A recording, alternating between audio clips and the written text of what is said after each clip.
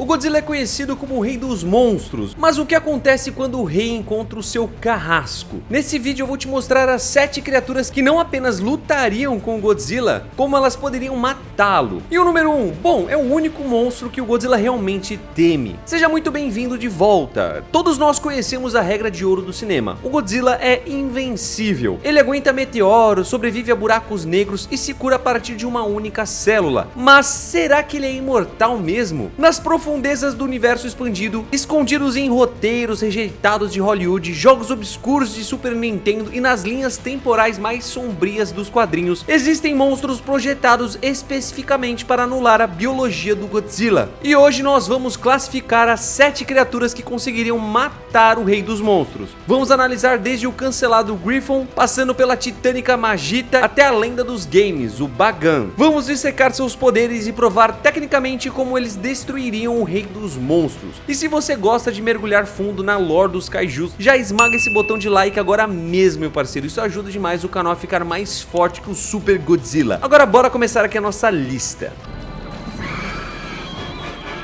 Em 7º lugar temos o pai de todos os monstros cancelados. Ele seria o vilão principal do filme americano de 1994, aquele roteiro que nunca foi filmado. Mas calma que a história dele é fascinante e tem tudo a ver com um monstro que vocês já conhecem muito bem. O Griffon não é só um bicho gigante, ele é uma arma biológica. Ele começa como vários morceguinhos chamados de Probe Bats, que saem coletando o DNA das criaturas mais perigosas do planeta para formar um corpo perfeito. O objetivo dele não é vencer a luta, é assimilar o oponente. E aqui entra uma curiosidade que explode a mente. O Griffon é praticamente a versão beta do Orga, aquele vilão, sabe, do filme de 2000? A Toho provavelmente reciclou a ideia, já que ambos são alienígenas que chegam na Terra para absorver o DNA do Godzilla e roubar a regeneração dele. E como será que ele mataria o próprio Godzilla? Bom, vamos por uma simulação hipotética aqui. Tirando o roteiro, né, que protege o Godzilla, o Griffon tem uma vantagem que o Orga não tinha: asas e eletricidade.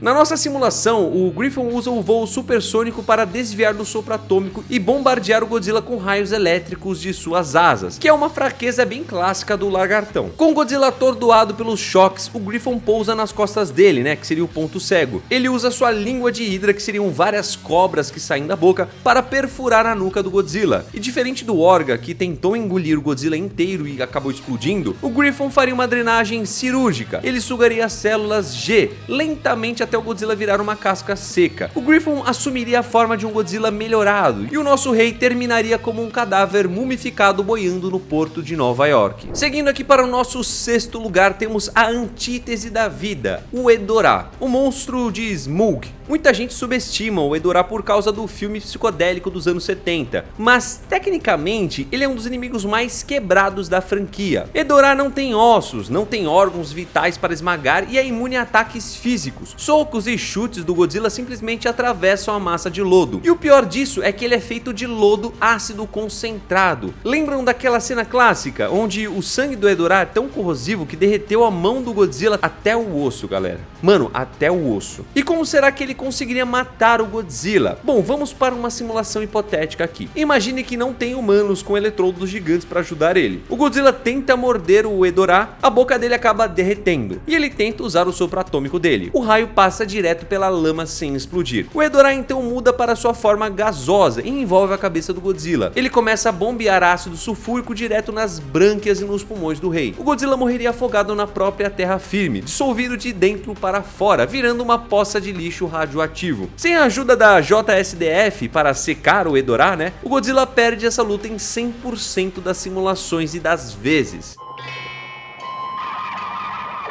Seguindo aqui para o próximo, temos os Hellbats, né, o enxame do inferno. Entrando agora aqui já no nosso top 5, a gente sai dos filmes e vai direto para as páginas dos quadrinhos. Na minissérie lendária de Godzilla in Hell, aqui o nível de ameaça muda completamente. Apresento para vocês os Hellbats. Eles aparecem na última edição no fundo do Poço do Inferno, vivendo em um abismo de sangue e ossos. À primeira vista você não daria nada por eles. São morcegos vermelhos, pequenos e sem olhos. compostos praticamente só de boca e dentes. Mas não se engane, eles realizaram um feito que nem o King Ghidorah ou o Destoroyah conseguiram com tanta rapidez. Na história, depois que o Godzilla é humilhado e arremessado de uma montanha por um deus demônio guardião, ele cai ferido direto no ninho dessas coisas. A voracidade deles é sobrenatural. Eles ignoraram a durabilidade da pele do Godzilla e limparam a carne dele em segundos, deixando apenas o esqueleto branco no chão. E por que eles estão nessa lista? Porque tecnicamente eles mataram o corpo físico do Godzilla. O Rei Sol voltou porque sua alma ou força de vontade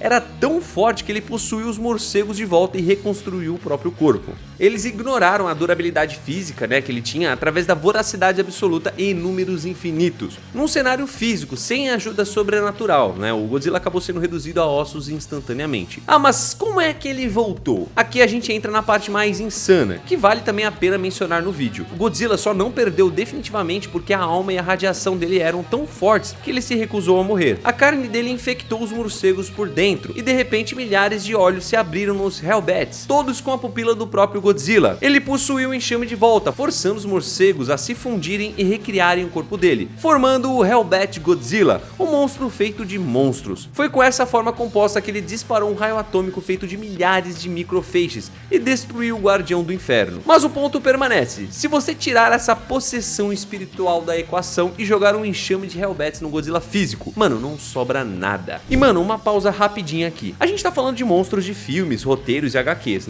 Mas eu quero saber a sua opinião. Você acha que os monstros das HQs, como os Hellbats, são muito apelões ou você prefere os clássicos dos filmes? Comenta aqui embaixo que eu quero muito saber, meu parceiro. Eu leio todos os comentários. Voltando aqui para a nossa lista, em quarto lugar temos o vilão de Godzilla Final Wars, o Kaiser Ghidorah. Esqueçam o King Ghidorah clássico que vocês conhecem das telonas, Essa versão é um usurpador cósmico anabolizado. Ele começa a luta como o Monster X, que já era forte o suficiente para empatar com o Godzilla na porrada. Mas quando ele se transforma, a diferença de poder é absurda. Kaiser Ghidorah possui raios antigravidade reais, que levantam o Godzilla como se fosse um brinquedo de pelúcia e o jogam de um lado para o outro. O golpe fatal é a drenagem de energia. Ele mordeu o Godzilla e começou a sugar a vida dele. No filme fica muito claro que o Godzilla acabou perdendo, ele desmaiou. Ele estava praticamente morrendo. A única, e eu repito, a única razão pelo qual o Godzilla sobreviveu foi porque o humano Ozaki transferiu a energia Kaiser para ele,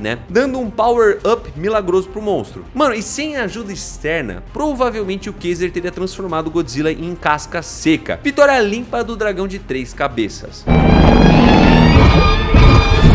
Seguindo para o nosso próximo monstro da lista, já chegando aqui nas medalhas de bronze, vamos falar de Scala. A Magita, rainha dos trilópodes da HQ Governantes da Terra, é uma aberração da natureza. Estimativas colocam ela com mais de 800 metros de altura. Para vocês terem uma ideia, o Godzilla Earth tem 300 metros, meu parceiro. A Magita é quase 3 vezes maior que o maior Godzilla que já existiu. Ela é literalmente uma montanha viva, com uma armadura impenetrável. Na HQ, ela enfrentou o Godzilla, o Zilla, o Gorosaurus e o Anguirus ao mesmo tempo e nem sentiu os golpes. E como será que ela conseguiria matar o próprio Godzilla? Aqui a gente tem o cenário de esmagamento total. Esqueçam raios e poderes mágicos. A Magita vence pela física newtoniana. Imagine o Godzilla disparando o sopro atômico nela. É como jogar um balde de água num tanque de guerra. A armadura dela dispersa o calor sem sofrer arranhões. A Magita então simplesmente avança. Ela não precisa morder. Ela usa seus tentáculos para segurar o Godzilla e então ela cai sobre ele. Estamos falando de milhões de toneladas de pressão concentrada. O corpo do Godzilla seria achatado instantaneamente. Os órgãos explodiriam. Os ossos virariam pó. Nenhuma regeneração consegue curar você de virar uma panqueca. E sem aquele pulso nuclear milagroso que ele usou na HQ,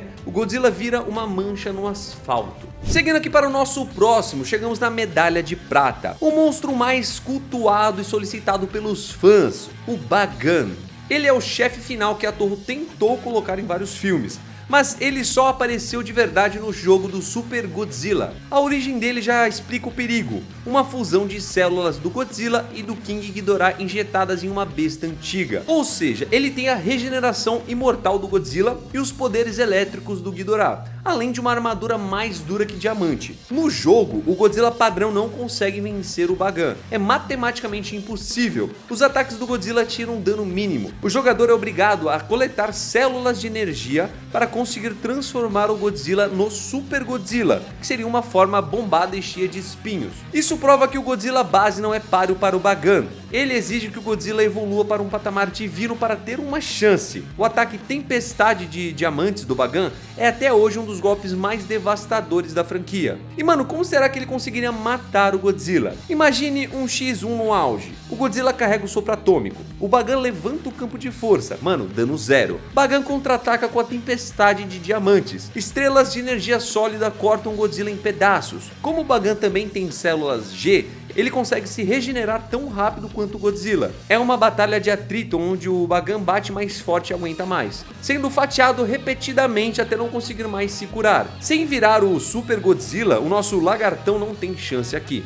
E chegando aqui agora no nosso topo, né? O nosso número 1 não é apenas um monstro, é um evento de extinção em massa. Apresento para você o Destoroyah. E para você conseguir entender melhor quem é esse ser monstruoso, vamos começar a partir do início, que ele não nasceu da natureza. Ele é um fantasma do pecado da humanidade. Em 1954, o primeiro Godzilla foi morto por uma arma chamada Destruidor de Oxigênio, que desintegrava matéria orgânica. Essa arma conseguiu mutar crustáceos microscópicos de 2 bilhões de anos atrás, que viviam no fundo da Baía de Tóquio. O Destoroyah é uma colônia de trilhões desses organismos. Ele evoluiu absorvendo DNA e se alimentando de energia. Ele não tem um cérebro só. Ele é uma mente coletiva focada em destruição. Ele matou o Godzilla Jr. na frente do pai só para ver o Godzilla sofrer. Ele sente prazer na dor alheia. Vamos precisar olhar o filme de 1995. Muita gente diz que, mas o Godzilla venceu ele no filme. Mano, calma lá. Naquele filme, o Godzilla estava em modo burning. Ele estava literalmente derretendo, né? Ele estava prestes a explodir. Ele era basicamente um reator nuclear vazando. Ele já estava meio que morrendo, né? O calor do Godzilla era tanto que estava machucando o Destoroyah só de chegar perto. Mas e se a gente tirar isso daí? E se a gente, por um acaso, criar uma situação hipotética onde o Godzilla está saudável, né? Um Godzilla padrão, sem derretimento. A simulação real de como ele conseguiria matar o Godzilla saudável